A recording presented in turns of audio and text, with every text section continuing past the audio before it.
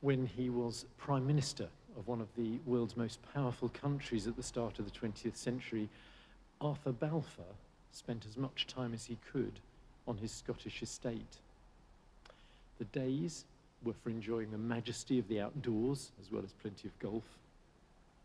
The evenings were for dinner and after-dinner games, and his other great addiction, serious conversation. He was an accomplished, distinguished philosopher, passionate about good art, literature, music.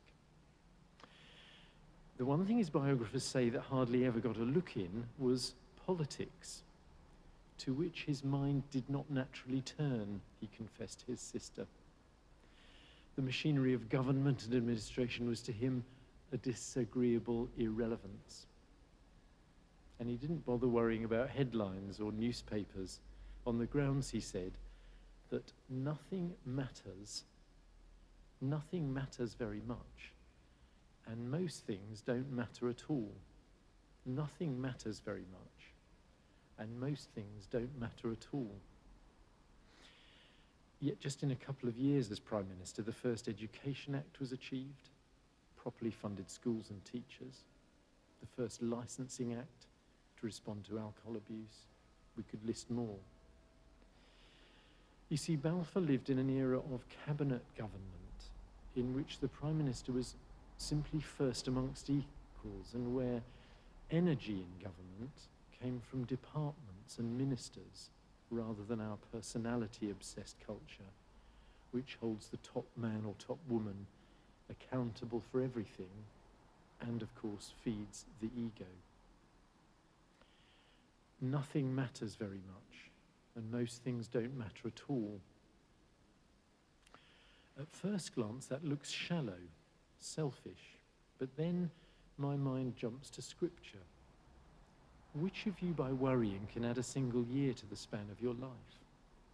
Look at the birds of the air, they neither toil nor spin.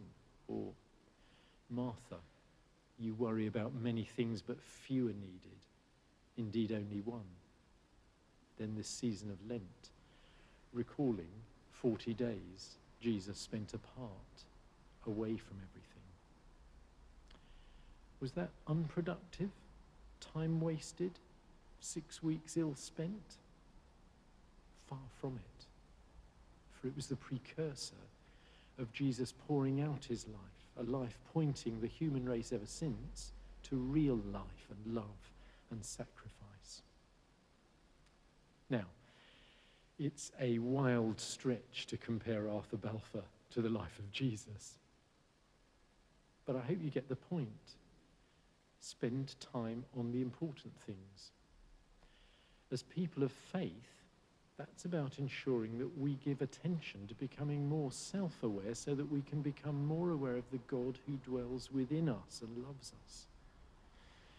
Gert Tyson says, somewhere between the cradle and the grave, between our cry at birth and the silence of our death, we have to decide our response to the will of the Creator.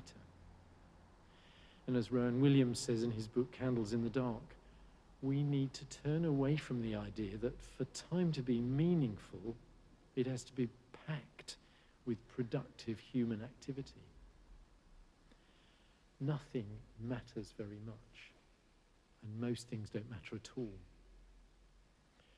As pandemic restrictions begin to ease, let's rush back to a life packed solid.